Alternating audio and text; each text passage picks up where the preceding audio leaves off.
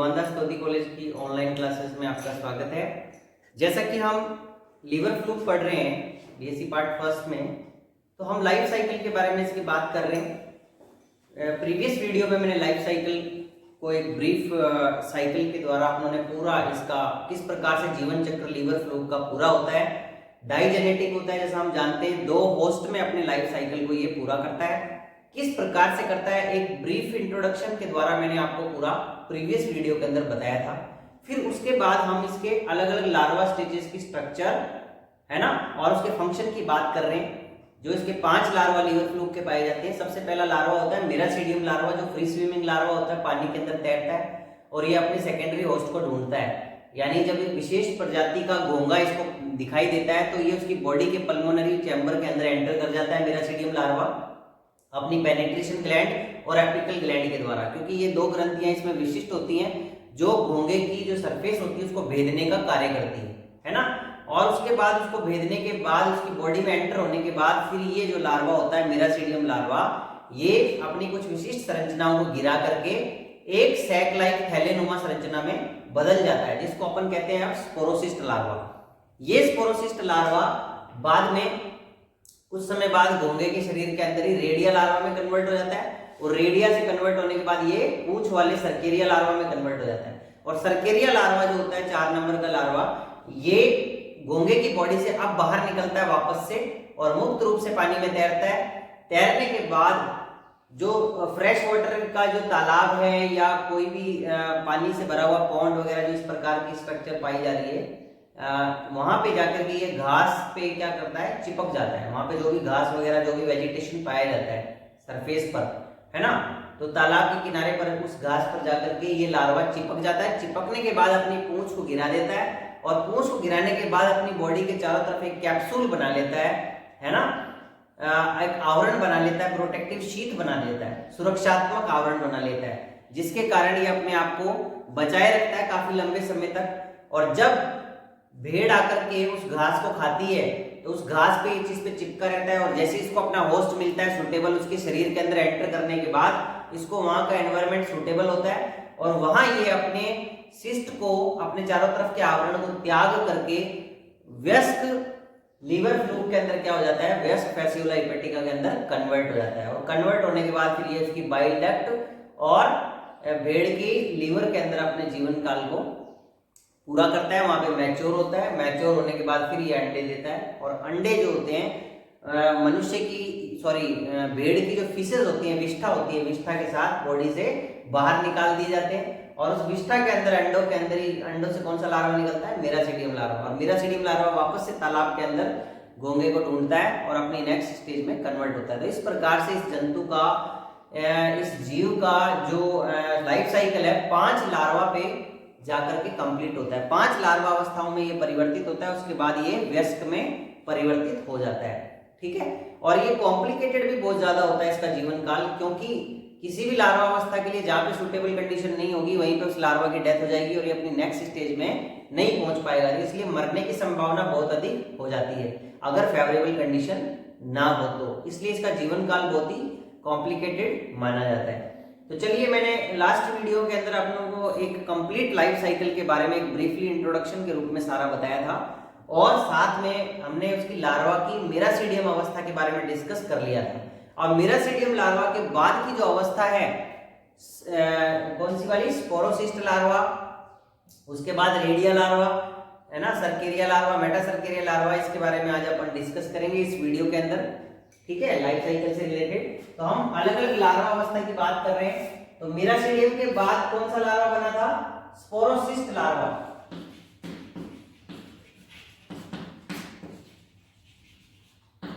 तो ये sporocyst larva कैसा है, कैसा स्पोरोसिस्ट लार्वा, मैंने बताया आपको कि मेरासीडियम लार्वा की बॉडी के बाहर क्या पाए जा रहे थे, सीलिया पाए जा रहे थे, जिसकी वजह से वो तैर पा रहा था। लेकिन जब ये घोंगे की बॉडी के अंदर एंटर कर गया, एंटर करने के बाद हम कह सकते हैं, चलिए इसमें पहले पॉइंट लेते हैं अपन,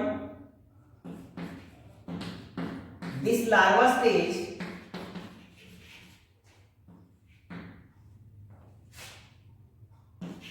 प्रोड्यूस्ड बाय मेरासीडियम लार्वा सबसे पहली बात तो ये लार्वा कैसे बनता है, मिरासीडियम लार्वा के द्वारा बनता है। और दूसरी बात कि ये लार्वा जो है ये कहां पाया जाता है, it found in snail body या स्नेल पल्मोनरी चैम्बर।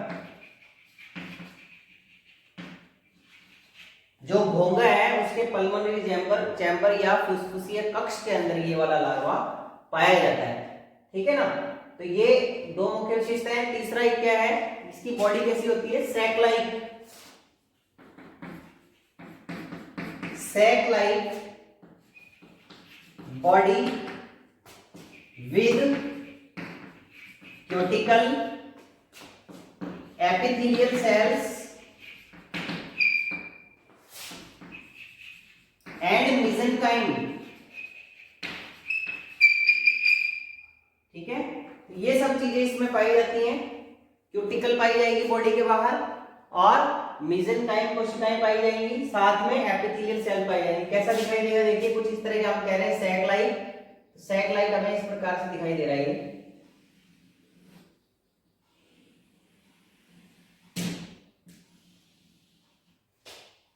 जैसा हमने कहा बाहर की तरफ क्यूटिकल है और अंदर की तरफ इस प्रकार से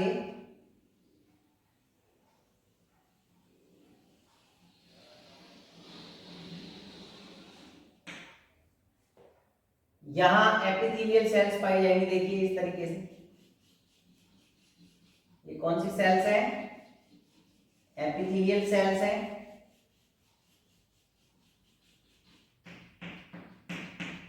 एपिथेलियल सेल्स के अलावा इसकी बॉडी में और क्या पाया जा रहा है, अगर हम देख रहे हैं तो इसकी बॉडी के अंदर देखिए क्या क्या है। तो यहां मैंने बात की, सबसे बाहर क्या है, क्यूटिकल के अलावा यहां पे हमें और क्या दिखाई दे रहा है, मेसेनकाइम सेल्स या मेसेनकाइम, और ये क्या है, एपिथेलियल सेल्स। अब इसकी बॉडी के अंदर, जैसा कि वहां मिरासीडियम लार्वा में बॉडी के बाहर सीलिया थे, लेकिन यहाँ सीलिया नहीं है, ये मुक्त रूप से तैरने वाली अवस्था नहीं है। ये घोंगे की बॉडी के अंदर पाई जा रही है, ये तैरने वाली अवस्था नहीं है, इसलिए इसमें सीलिया नहीं पाए जाते। दूसरा, पेनिट्रेशन ग्लैंड, एपिकल ग्लैंड सारी की सारी क्या हो गई, डिसअपीयर हो गई, गायब हो गई, क्योंकि उनकी जरूरत नहीं है। एपिकल पेपिला की भी जरूरत नहीं है, इसलिए केवल थैलेनुमा ऐसी संरचना दिखाई देगी जिसमें ये बाहर की तरफ हमें बॉडी वॉल पे तीन भाग दिखाई दे रहे हैं, cuticle, mesenchyme and epithelial cell. अब इसके अलावा जो देखने वाली चीज है, हमें और क्या दिखाई दे रहा है, इसमें जर्म सेल्स पाई जा रही हैं। ऐसे गोल गोल जो सेल्स दिखाई दे रही हैं, वहां पे भी दिखाई दे रही थी हमें मिरासीडियम लार्वा में भी। और इन्हीं जर्म सेल से किसका निर्माण हुआ था, ये इस तरह से जर्म सेल्स दिखाई देंगी। और जर्म सेल्स के साथ में हमें इस प्रकार से फ्लेम सेल्स भी दिखाई देती हैं, ऐसे।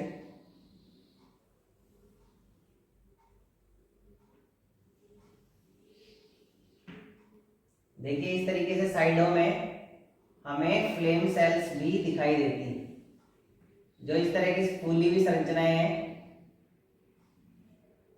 ठीक है, तो ये कैसे दिखाई देंगी, ऐसे।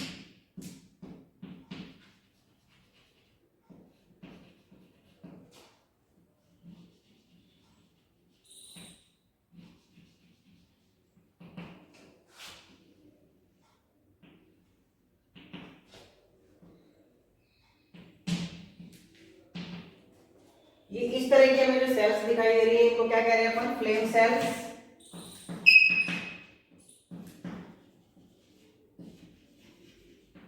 और ये जो गोल गोल आपको दिखाई दे रही है, कौन सी है, जर्म सेल्स।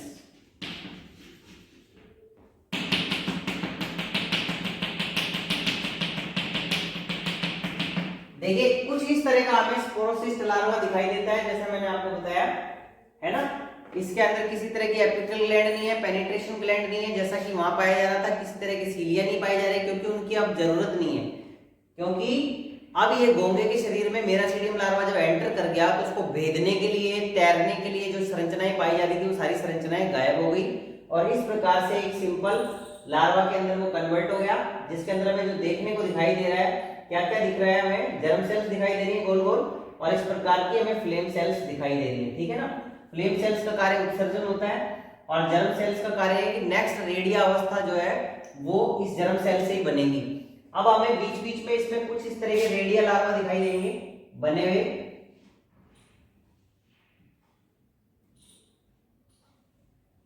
इस तरह के लंबे लंबे हमें लार्वा दिखाई देंगे, देखिए, जिसको हम अपन कहेंगे redia larva.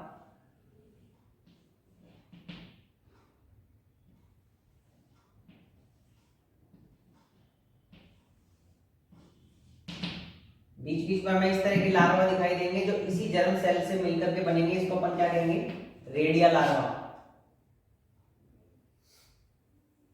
Sporocyst contain redia larva. तो ये तीसरी लार्वा अवस्था है जो इसके अंदर दिखाई देगी, अंदर पाए जाएंगे स्पोरोसिस्ट के, और ये किससे निर्मित होते हैं, जर्म सेल से निर्मित होते हैं। तो ये हमने देखा लार्वा नंबर 2 स्पोरोसिस्ट लार्वा, जिसकी विशेषताएं आपको मैंने बता दी, इसमें क्या क्या पाया जा रहा है। ठीक है, अब अपन लेते हैं larva number 3 redia larva. Redia larva हमें कैसा दिखाई देगा,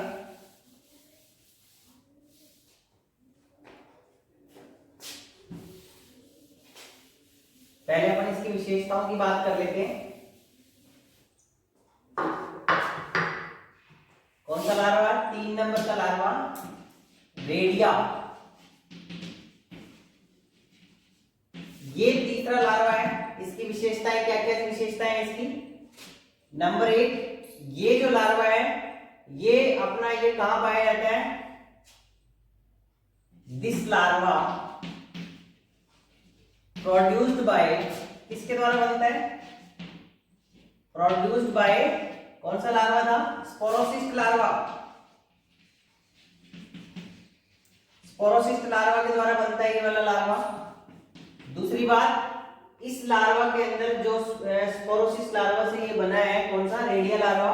ये रेडिया लार्वा में कैसा दिखाई देगा, इलोंगेटेड,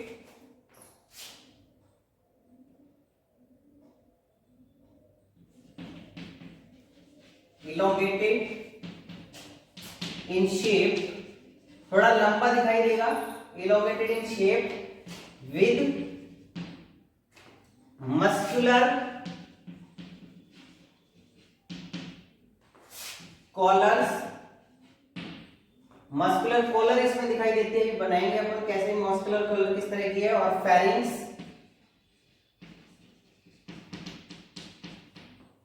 मस्कुलर कॉलर और फेरिंग्स इसमें दिखाई देती है। दूसरा, चिपकने के लिए, लोकोमोशन के लिए क्या पाए जाते हैं, लैपिड्स। लैपिड्स आर फाउंड फॉर लोकोमोशन, गमन के लिए लोकोमोशन पाए जाते हैं, है ना। तो किस तरह का देखिए लार्वा बनेगा, हमने बताया स्पोरोसिस्ट से बना ये लार्वा कैसा दिखाई देगा, देख लेते हैं अपन इसकी स्ट्रक्चर, तो सारा कुछ क्लियर हो जाएगा। कैसा दिखाई देगा, देखिए कुछ इस तरह का होगा।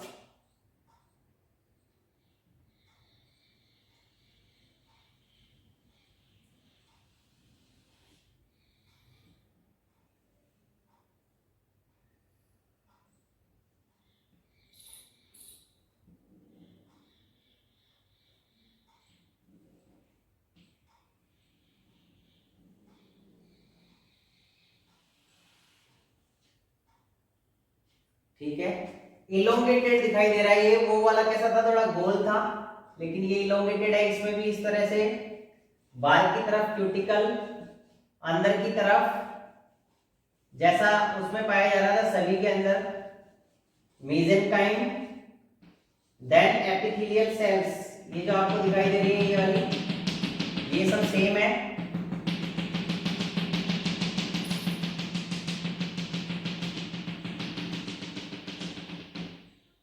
ठीक है, विशेष बात क्या होती है इसकी, यहाँ पे जो ये वाला रीजन होता है नेक, यहाँ पे एक प्रकार की मस्कुलर कॉलर पाई जाती है। मस्कुलर कॉलर कुछ इस तरह की संरचना है।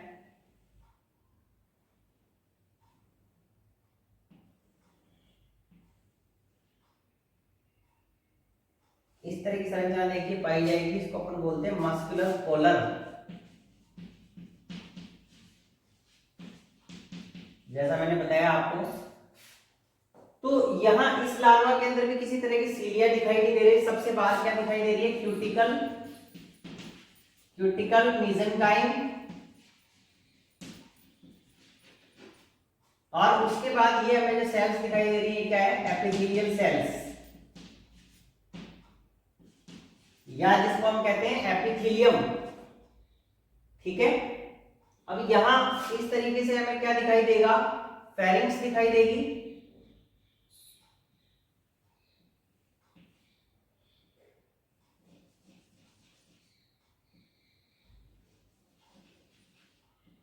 इस तरह से फेरिंक्स दिखाई देगी हमें, कह सकते हैं हम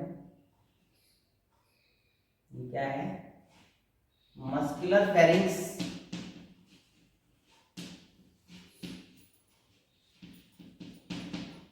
और फेरिंक्स नीचे जाकर के इस प्रकार से किसमें कन्वर्ट हो जाती है? इस तरह से इंटेस्टाइन के रूप में ये नीचे जा रही है। देखिए ये क्या है? इसको अपन कह रहे हैं intestine, leading into intestine. Pharynx, muscular pharynx leading into intestine. तो हम ये कह सकते हैं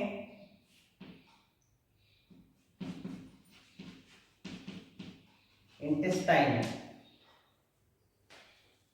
ठीक है, और ये आप देख रहे हो ये वाला भाग कौन सा है? मस्कुलर कॉलर, जो चिपकने के अंदर क्या करता है और लोकोमोशन के अंदर सहायता करता है, मस्कुलर कॉलर। और यहां हमें इस प्रकार से नीचे की तरफ पोस्टीरियर रीजन पर लैपिड्स ऐसी संरचना दिखाई देती है। इनको क्या कहते हैं? लैपिड्स। ये भी लोकोमोशन के लिए जरूरी है।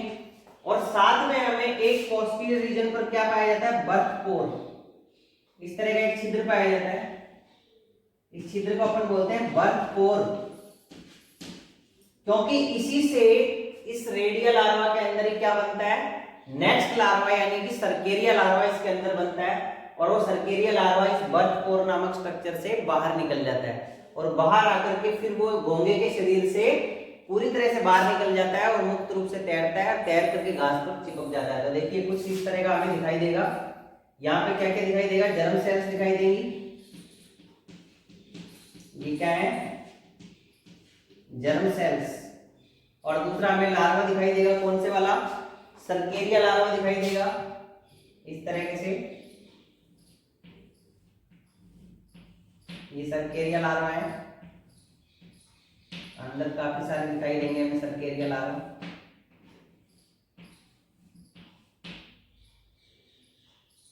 ठीक है, इस तरह से दिखाई देगा।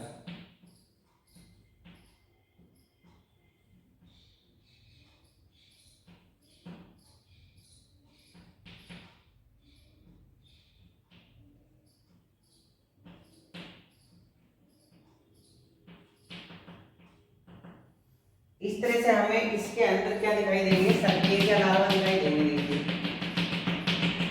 रेडियल लार्वा के अंदर हम लिख सकते हैं रेडियल लार्वा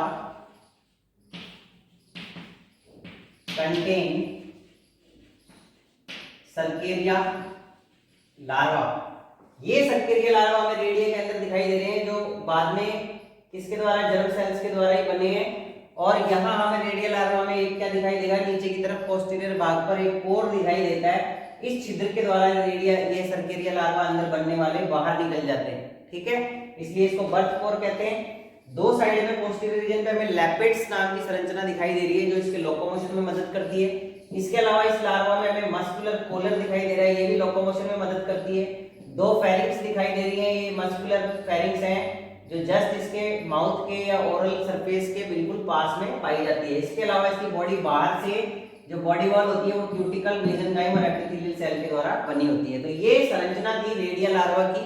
जो इसमें विशिष्ट भाग दिखाई दे रहे हैं उसकी मैंने चर्चा की कि क्या क्या इसमें विशेष चीज पाई जा रही है। तो हमने जैसा आपको बताया कि ये larva, this larva is produced by the sporocyst larva.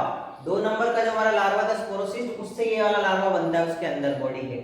फिर ये लार्वा बनने के बाद कुछ हमें ऐसा दिखाई देता है, इसके अंदर क्या क्या पाया जाता है, एक तो इलोंगेटेड होता है, ऐसा दीर्घित होता है, लंबा दिखाई देता है। दूसरा, इसके अंदर मस्कुलर कॉलर और फेरिंग्स पाई जाती हैं, ये एक विशिष्टता है, ये चिपकने के लिए, लोकोमोशन के लिए जरूरी है। साथ में लैपेट्स पाए जाते हैं पोस्टीरियर भाग पर, ये भी हमें दिखाई दे रहे हैं, लोकोमोशन के लिए जरूरी है। अंदर जर्म सेल पाई जा रही है जो सर्केरिया लार्वा का निर्माण करती है, सर्केरिया लार्वा इसके अंदर दिखाई देते हैं। चलिए अब इसके नेक्स्ट लार्वा स्टेज की बात करते हैं अपन। रेडिया के बाद रेडिया लार्वा, इसमें रेडिया लार्वा में क्या बन गई, सर्केरिया लार्वा। तो अपन नेक्स्ट चौथे नंबर की स्टेज कौन सी है, सर्केरिया लार्वा। अब अपन पढ़ते हैं 4 number larva, cercaria.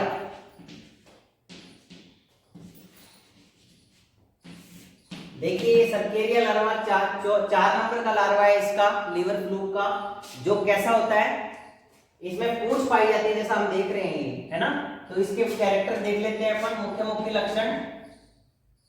This larva produced in the body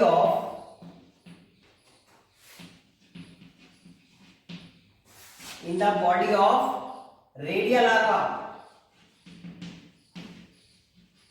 ठीक है, ये लार्वा का, इस लार्वा का निर्माण किसके द्वारा होता है, रेडिया लार्वा के द्वारा होता है। इसके शरीर के अंदर, रेडिया लार्वा के अंदर ये देखिए सर्केरिया लार्वा का निर्माण हो गया। और किसके द्वारा निर्माण हुआ है, जर्म सेल्स के द्वारा हुआ है, एक बात। दूसरा, cercaria larva out from the redia larva by birth pore. ठीक है, अब हम कहना चाह रहे हैं कि ये जो रेडिया लार्वा के अंदर, रेडिया लार्वा से कैसे निकला सर्केरिया लार्वा, बाहर कैसे आया, बर्थ पोर के द्वारा या जनन छिद्र के द्वारा ये यहां से बाहर निकल जाता है। ठीक है, तो ये इसका कैरेक्टर है विशेष। तीसरी बात, और क्या विशेषता है, cercaria larva free swimming larva, free swimming larva with tail and inverted intestine। देखिए अब अपन सर्केरिया लार्वा का स्ट्रक्चर बनाते हैं, कैसा दिखाई देगा सर्केरिया लार्वा में। सर्केरिया लार्वा बाहर निकल जाता है बर्थ पोर के द्वारा, तो हमें ये लार्वा कैसा दिखाई देता है, इसके मुख्य कैरेक्टर हमने देखे कि इस लार्वा के अंदर पूंछ होती है। सबसे बड़ी बात, इस तरह का दिखाई देगा, कुछ ऐसा ऊपर से गोलाकार होगा, ऐसे गोलाकार होता है।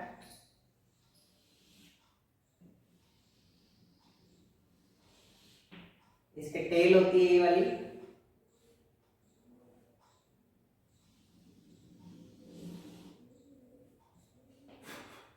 यहां पे शक्कर पाया जाता है, जैसा कि एडल्ट लीवर फ्लूक में हम देखते हैं।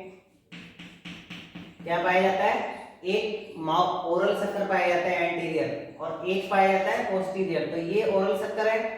ओरल शक्कर फिर इस प्रकार से आकर के ये इसमें इस तरीके की इंटेस्टाइन पाई जाती है।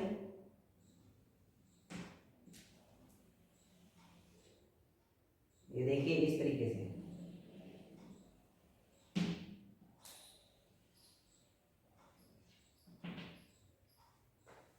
ठीक है। ये इन्वर्टेड इंटेस्टाइन है, इंटेस्टाइन बन चुकी है, जैसा रेडियल लार्वा में अपने देखा था कि इलोंगेटेड वो फेरिंग्स के बाद वाला भाग फैल रहा था, फिर वो आगे चल करके इस प्रकार से उल्टी इस तरह की इंटेस्टाइन बन जाएगी। तो ये वाला भाग कौन सा है, यहाँ पे और क्या पाया जाएगा, एक शक्कर यहाँ पाया जाएगा बड़े वाला, एक शक्कर बड़े वाला यहाँ पाया जाएगा। इसको अपन बोलेंगे एसिटाबुलम, है ना। तो इसके बाद है ना, तो ये हम देख रहे हैं, ये पहले वाला है एंटीरियर शक्कर,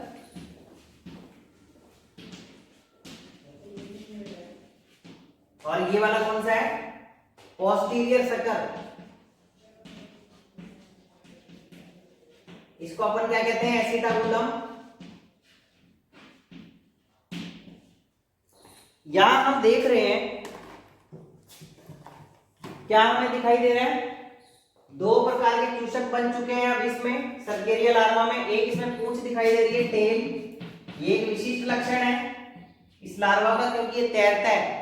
तैरने वाले दो लार्वा हो गए अभी तक। मेरासीडियम लार्वा था जो 1 नंबर का था, क्योंकि उसके सीलिया पाए जा रहे थे, पानी में तैर रहा था और अपने होस्ट को ढूंढता है, सेकेंडरी होस्ट को। अब ये वाला जो लार्वा स्टेज है ये घोंगे के अंदर बनती है, पूंछ वाली। ये भी तैरने वाली स्टेज है, लेकिन ये घोंगा की बॉडी से या स्नेल की बॉडी से बाहर निकल जाती है, और बाहर निकलने के बाद ये पानी में मुक्त रूप से अपनी पूंछ की सहायता से तैरता है और किसी घास को ढूंढ लेता है, और घास पे जाकर के चिपक जाता है किनारे पर, है ना। चिपकने के बाद ये अपने इसको गिरा लेता है पूंछ को। तो यहाँ इस लार्वा के अंदर अपने को क्या क्या देखने को मिल रहा है, देखिए इसकी बॉडी कैसी दिखाई दे रही है हमें, ऊपर से स्फेरिकल है और नीचे क्या पाई जा रही है, पूंछ पाई जा रही है। और इसके अंदर भी यहाँ पे इस प्रकार से ये क्या पाई जाएंगी, एपिथेलियल सेल्स, क्यूटिकल। कुछ इस तरह की हमें संरचना नजर आ रही है। ये क्या है, एपिथेलियल सेल्स है, बाहर की तरफ क्यूटिकल जो भी है इस तरीके से एपिथेलियम, ठीक है। और हमें यहाँ बीच बीच में और क्या नजर आ रहा है, देखिए ये मस्कुलर फेरिंक्स थी, क्या है ये, फेरिंक्स।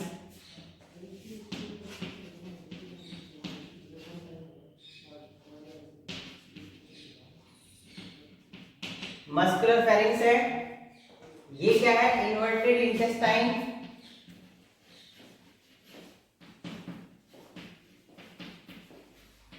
ठीक है। तो इस तरीके से हमें बीच बीच में हमें जर्म सेल्स भी दिखाई देंगी यहाँ पे।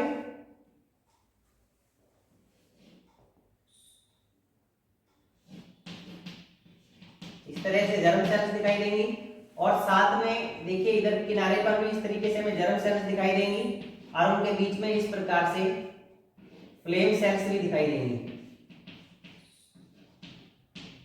गोलाकार ऊपर से फूली हुई जो सेल्स हैं ये सारी कौन सी हैं, फ्लेम सेल्स हैं। यहां पे कुछ इस तरीके से हमें दिखाई दे रहा है।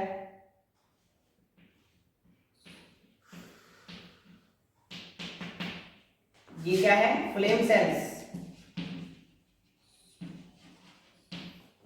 ठीक है, गोल वाली जर्म सेल्स है। तो कुछ सर्केरिया लार्वा कुछ इस तरह का हमें दिखाई देगा, ठीक है।